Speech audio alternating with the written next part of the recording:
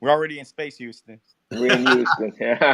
Hey, well, guys, we're live for the very first podcast for the Infinite Mind and Soul. My name is Kenya Cook with my co-host, Richard Roundtree.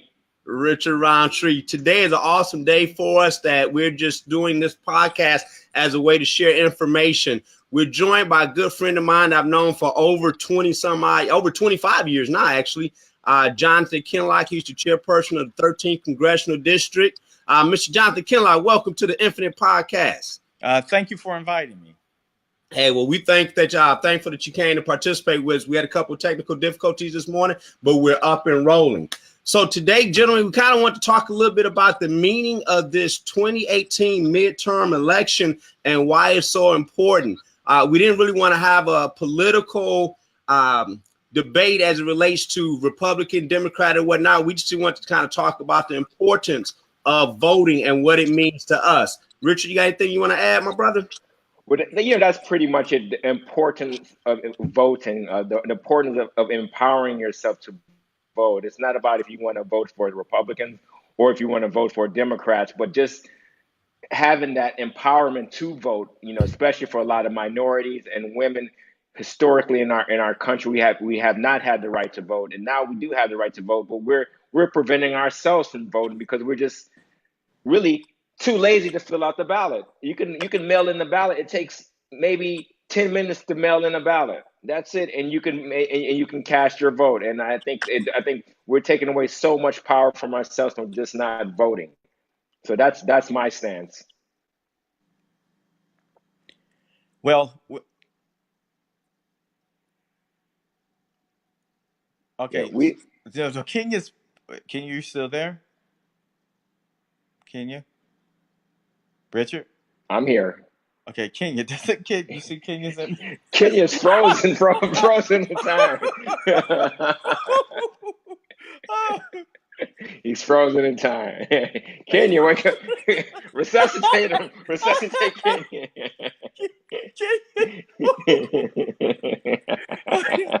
I'm sorry. Oh, no, it's all good. It's perfect. Watching. Let's see. Where did he go? Kenya, where did the host go? Kenya disappeared. Kenya. Kenya. Our moderator is gone. Did you guys see me? Now you're back. No, you were frozen in time for 20 minutes. And the funny part was, I was like, can they still hear me? Because it kind of locked out on me. Yeah. Hey, I tell you what, man, I got a lot of appreciation for guys who do podcasts, and I used to laugh at them and say, man, y'all need to get your technology together. Oh, right. Yeah, absolutely. Right. All right. My deep apologies. So I didn't hear what you said, Kinloch. I said absolutely nothing. Yeah. Yeah. All right. Well, we want to talk about the midterm elections. I think Richard was saying that we're not going to approach it from your political slant, Republican, Democrat, right or left. We just want to talk about the importance of it. So, Kinloch, is it possible you can give us a little context to why this election is important, maybe in Michigan or even national? Well, all elections, in my opinion, are important because it's your opportunity as a citizen to make sure that your voice is heard in what we seem here in America to take for granted, our government. We, every 2 years, every 4 years, decide on who we will place the governmental power into individuals' hands. We basically put our lives in these individuals' hands. They have the ability, whether it's the at the federal level or state level, or even at your local level, to make decisions on how your money is spent, whether or not programs will be created to benefit you or other segments in our society. And when you have someone or a group of individuals that have that type of power, you want to make sure that your thoughts are part of that process. That's why I got engaged at an early age, at the age of 13, because I wanted to make my neighborhood better. I wanted to have my voice heard, an opinion heard with issues that took place in our local schools. So I started going to school board meetings after the school board president and the city council president came to visit us in middle school. So I'm just saying from that standpoint, at a young age, I understood how important it was for your voice to be heard, for you to do your part and trying to make things better. It seems like you're kind of, that's very impressive at 13 years old, because I know a lot of, I'm not, this is not a like a slant on millennials, but a lot of millennials, they don't believe in vote. They don't believe in that their voice even matters. They say, like, it doesn't matter. The government is already fixed. So what would be your message to them? Well, the first thing that I'm seeing, unfortunately,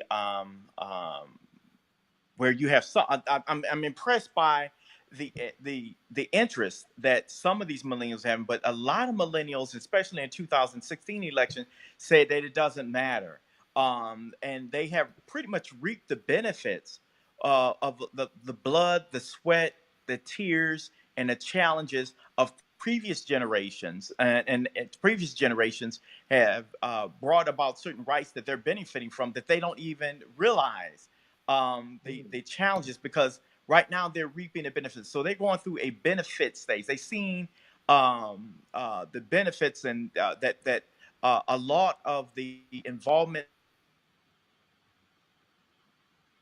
Uh-oh. had Uh-oh.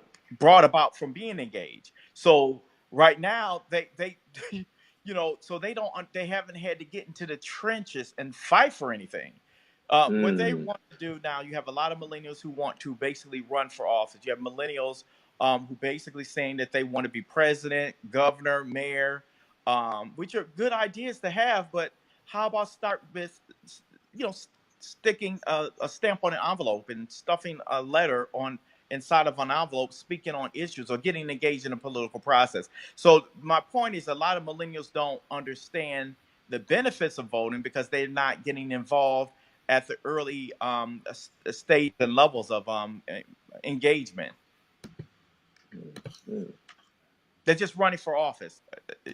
Did I So, ramble on? Or? no, for real. They just want the glory, but they don't want to do the meats and potatoes that's important for to make our political system run. They just want to be like, I want to be president because Kanye West Right. wants to be. Kanye West wants to be president. I want to be Reality president. So Yeah, but everybody want to be celebrity. We had a 19-year-old who ran for the mayor of the city of Detroit, who was very. See, I come from the old school of politics where, it's a very serious, and you can't be playing around.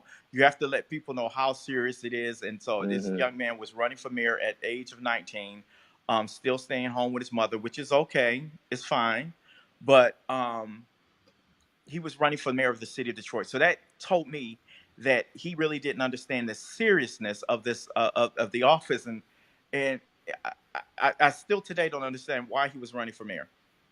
You think a lot, maybe especially in Detroit, a lot of bad press with like past mayors have made people think that it's easy to become mayor and it's a joke to become mayor of a major city? Kenya will be able to identify with this because we had about 10 years ago we elected a young mayor, and ever since Kwame Kilpatrick got elected, and that brought a lot of synergy, a lot of energy. Everybody at that moment, from that point on, had began to think that, oh, I could be mayor too. And so, Kwame Kilpatrick, but they didn't understand the dynamics and the machine that was behind him and the resources, the money it took to actually get him there. And Exactly. so now, since Kwame Kilpatrick became mayor, a lot of folks, and then you also have Jewel Jones, who went on to become a state rep at the age of 19 years old, but they didn't understand the dynamics unfortunate dynamics that created an environment for him to get pretty much selected in the first time he was elected or served in the legislature, because a state rep died and there's a political process where you replace the name on the ballot. So he didn't have a really competitive race the first time. So I like the thoughts of folks who wanting to serve, because like I said, I started getting engaged at 13. But you need to understand how government works, how policy is actually crafted, because this thing is all about policy. It's all about impacting individuals' lives, and it's not ever and should not be about your own interests, and it should be about the ideas of making the bigger and the broader community a better place. And a lot of times you have politicians, and that's not having rose-colored glasses. That is the basic reasons why you should be running for office to improve the quality of life of your neighbors and your broader community. But a lot of people run for office Service. for so many different reasons that that to the end the public and the citizens don't seem to benefit. That's very deep. It's kind of like everybody wants to be Kobe Bryant, but nobody wants to get up at 4 o'clock in the morning shooting jump shots Correct.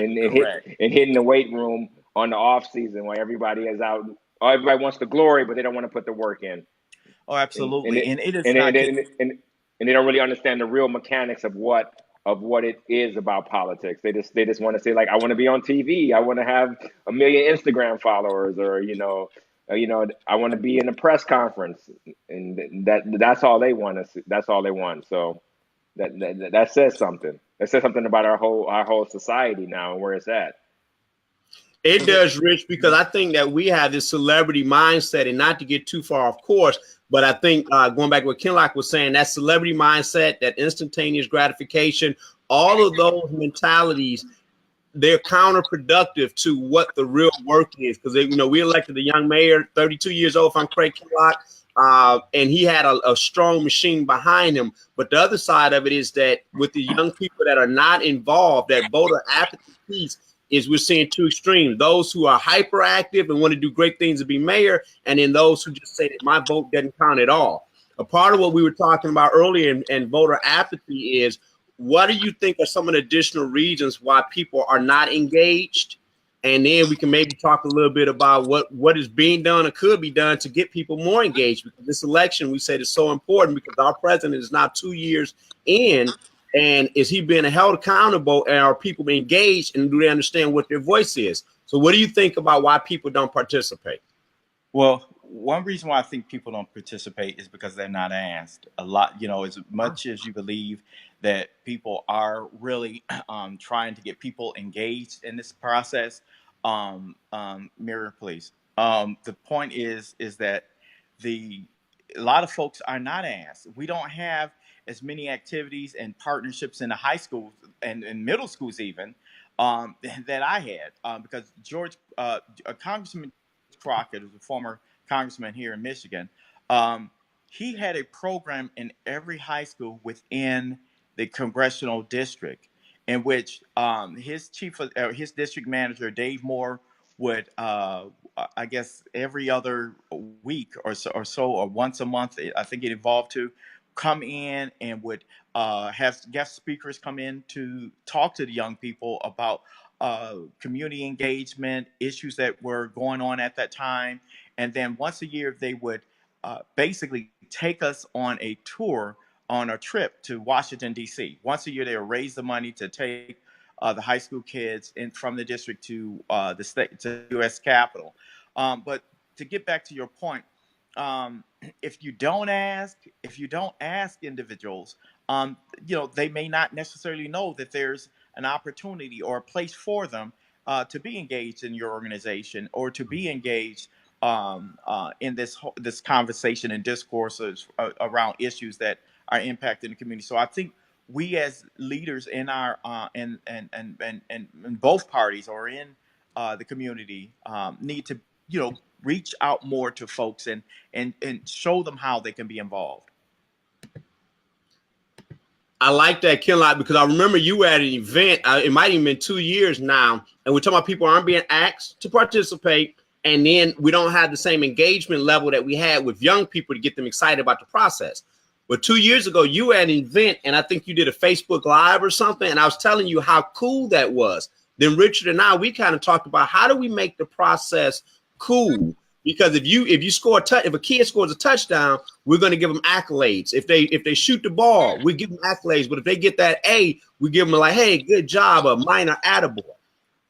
So I think a part of it is bringing some attention to how cool it is to take advantage of your opportunities to make a difference in your community. Whether it starts with licking stamps and all the way heading all the way up to now that you have a political position within whatever party you choose. Well, one thing that I've done is Chair, I've always I've been trying to have a mindset of back when I was just a member and just getting involved in the process. I remember saying, I want to be involved as a young person. A lot of times they put folks who were much older than me on the committees. They put them in leadership positions. And so me taking that in mind, recognizing that I'm not that fire or I'm not a senior citizen, I should say, but it's to the point that what I do has been trying to get young people involved, putting them, forcing them on committees where they have to sit and screen elected officials on the screening committee, where they have to sit and talk about public policies on the policy and resolutions committee, where they have to go to Lansing and sit in a room and participate in the the political process. So sometimes you even have to thrust people. You have to, as a leader and as a community activist, you have to be able to see certain leadership traits and certain interests that the individual is moving towards, and then you sometimes have to thrust them into those positions sometimes. And I've noticed that have worked. And then once they get involved, they like, oh, I like this. Like the young man I put on the screening committee, he never served and really was involved in the Democratic Party. There's a couple of folks that I did that, and once they served and was able to ask the elected officials questions, people who they read about in newspapers, and they felt both empowered and they felt like they were contributing something and having a say in whether or not our organization would actually support that person. So I hope sometimes you got to just grab them by the arm and just get them involved. I like that. I like that. But Kenny, you touched on an important point, and you said about making it cool. And I think that's what Barack Obama did during his election. He brought in like these major influencers, these celebrity influencers like the Jay-Z's and like the Oprahs, and it made it cool for you to vote. And I think especially amongst minorities, people who have this clout, this influence, these rappers, these entertainers, these basketball players, they need to. I mean, can't tell anybody what to do, but I will just really, plead to these guys, like, go out there and promote voting. I know P. Diddy did it a while back, but I haven't seen any ads about P. Diddy doing it again, like saying get out there and vote, making it cool. It's so easy for us to vote for Kylie Jenner if we like Kylie Jenner's red lipstick or Kylie Jenner red lipstick or her purple lipstick, but can we make it cool to go out there and fill out the ballot? You can mail in the ballots now. The ballots are easy to do. It's easy. And I think we can say so many things, but I think at the deep down the core issue is we're losing this sense of pride. We got to have some sense of pride. That's really the core issue. Like, when you're proud, you don't even have to have anybody to force you to do anything or to drag you by the arm. You just want to do it. You might, and I think maybe some of these celebrities can help instill this pride into some of these people who are not voting. So well, you have a lot. You have a lot of young of celebrities who like you said, they definitely have an impact, and they're influencers, on a large segment of our young people. And I'm sure, I know a lot of the celebrities have opinions, but oftentimes celebrities don't like to get engaged like they used to. But there was always a tie down through the years of celebrities being involved in political campaigns. MTV understood that some years ago when they had MTV Rock the Vote. That was a huge tool that brought young people out in the early 90s. And we saw how that influenced and impacted Bill Clinton being elected. And then you had, like you said, P. Diddy when Sister Souljah, who basically, had a big influence in Puffy being recognizing the social issues and and Puffy for forming his I believe it was I forget the name of his nonprofit and the political piece that he had put together, but a lot of time it takes a lot of work. It is a lot of work to have this conversation of getting people involved, and that's a full-time job, activism and engagement. So a lot of celebrities don't look. They have a busy schedule and they don't in it. But like you said, we all have a sense of responsibility, and the more I resources like we that. have to add to it, the more that we should take that into consideration. Yeah. Mm. Well, gentlemen, we're almost to the wind up here. We got about another 7 to 8 minutes. Wow, I didn't know we talked that long. Yeah, oh, it goes quick. It goes quick. If it was okay with you, I kind of want to use a little bit of our time to talk about some of the issues with the voting process. And this is my thought on it.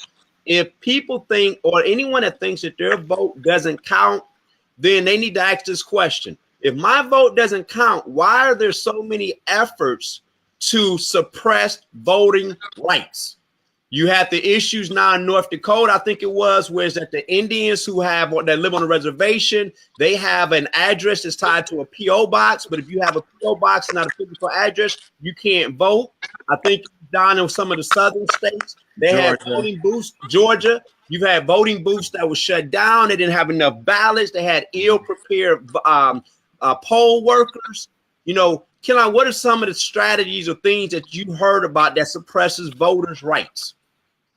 Well, clearly, and the biggest conversation that folks have been talking about, like you said, North Dakota, but also in Georgia, where they have basically found ways to hold up the registration of a number of residents in Georgia who have registered to vote.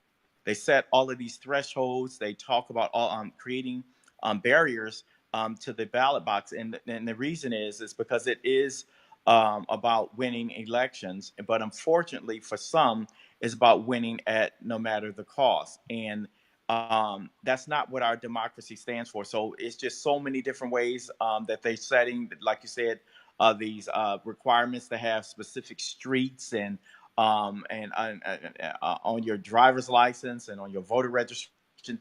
Every name, every character has to match. I think that's what they're doing in Georgia, where everything has to match. If it's wrong, they automatically kick it off. I mean, it's just it should be about access to the ballot box, but unfortunately, and you asked not to make it a partisan issue, but we clearly know where these policies are coming from, and so I just tell people to just push past that. Don't let any obstacle, if they move the marker, a mile down the road, guess what? Your freedom, your rights, and your ability to have to earn a decent wage and then have medical care and a host of other reasons why you need to just go as far as they take it. You do what you have to do to make sure that your voice is heard.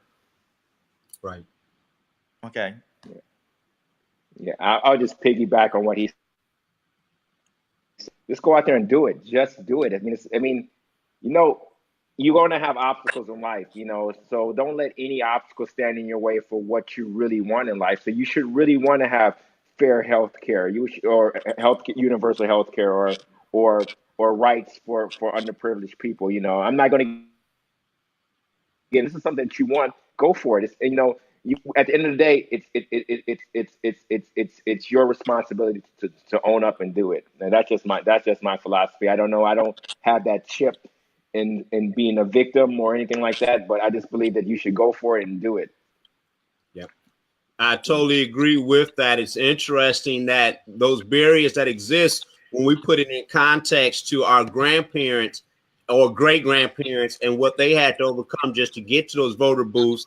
And now we allow little things to stop us and or not even participate. Because Richard said earlier, you can do everything from absentee ballot voting, and then in addition to that, what's at stake, your social services, your civic services, all that stuff by you not participating in is going to go into somebody else's hands. And traditionally, when there's no accountability, then whoever has the purse strings, there's no requirement of them to do what's right in your interest because you didn't show up for work. You're the boss, and you didn't show up to tell your employees that you hired through your vote what to do. You know, but I think that's why it's so important for people to understand that there's a strategy to get you not to vote, to take your voice away from you, to create apathy, pessimism. But in fact, they know that if you started voting in masses, they will have to deal with what you asked for and what you want. And they have to really talk about that stuff, which they're not doing right now. Absolutely. Absolutely. No, look, these midterm elections generally are, especially midterms after presidential election, is really an assessment and, on the your thoughts as it relates to particularly your thoughts on the performance of the sitting president. I think that this election, more than any election, is definitely a national referendum on the current office holder in the White House. And so, I mean, I'm just telling you, if you do not get involved in on election day and vote, then you have no reason to complain. That's pretty much that's been the same for quite some time. That if you don't let your voice be heard, you do not, after the election, have a right to complain. That's right. I mean, that's the sad thing. That's kind of like the plight of the victim. The victim always complains, but when the victim has an opportunity to do something, the victim does nothing. So it's time for us to get past the victim stage and become the victors. That's your soundbite, kid. Hey, I stole that one from victim to victors, but I love that. Because my parents raised me that you can't change anything until you change yourself. And that goes with how you see yourself. And that's why, Ken, the name of this podcast today is, the limited mind. I'm sorry. Oh my God, I got a brain freak here. But Richard's website is the Limitless Strength. Let's throw a plug out there, limitlessstrength.com. Check that website out. But it's the infinite mind and self. Don't create limits for yourself when you are unlimited, when you're infinite, when you're limitless. But people not understanding what their role is, not understanding that, hey, something bad might have happened to you, something bad is going to happen to you, something bad has happened to you, should not stop you from doing what you know is the right thing to do for yourself. And I understand there's some knowledge there that people have to have, knowledge of self, and getting a little bit esoteric here. But those are elements in that process I think is important. And Kinloch, when you grab that young man and you just took him and brought him into the process, I think that's what we need to do. You got to just grab people until they find their own momentum to hold the course. Mm-hmm. Pull them right in. Absolutely. Pull them right in. Pull them right in. Come on, let's do it. Let's get on it. And it's this young lady, in which Jamisa, in which I'm very proud of her. Young graduating from college, and actually made her vice chair of the policy and resolution committee, and she's now going to get her doctorate degree. So it's just wow. So it's just, so you have a lot. You have millennials who are actually in the trenches and really trying to make a difference. But sometimes I get a little bothered by folks like just walking up and saying, "Hey, I want to be governor." Right. Yeah. Well, it's just the way our whole world is now. It's like, I mean, I don't want to get off course too much, but millennials live in a disposable world. Everything is disposable. You don't even need to own a car now. You can just Uber everywhere. So everybody just wants the quick fix. They don't really want the meat and potatoes anymore. And so, but at the end of the day, the meat and potatoes always stand the test of time. We got to get back to our grind and to get back to our solid foundational work. To make this world a better place, to make our government better, I agree.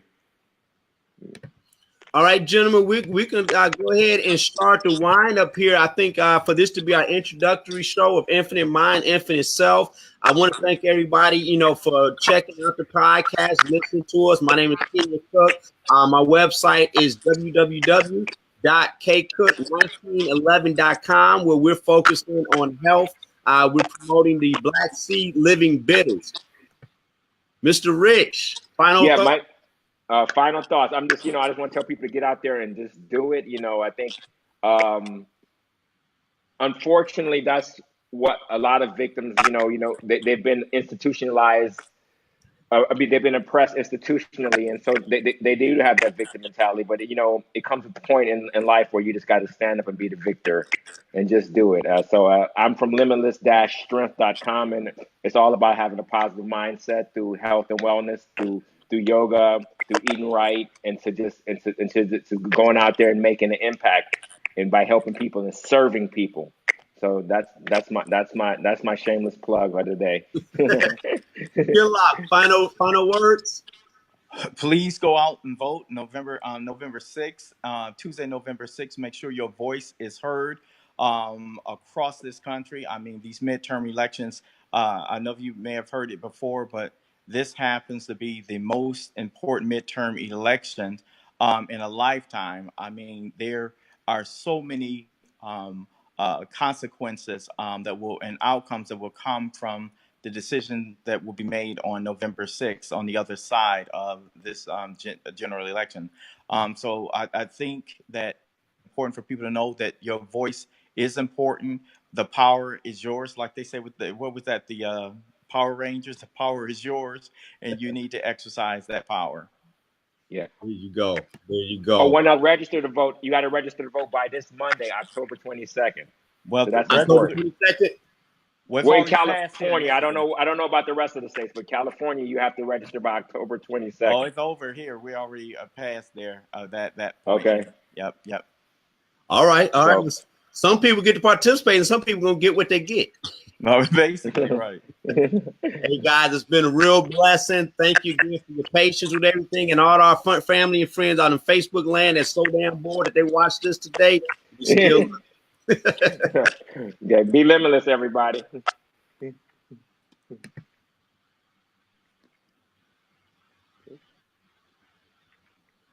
We're still live?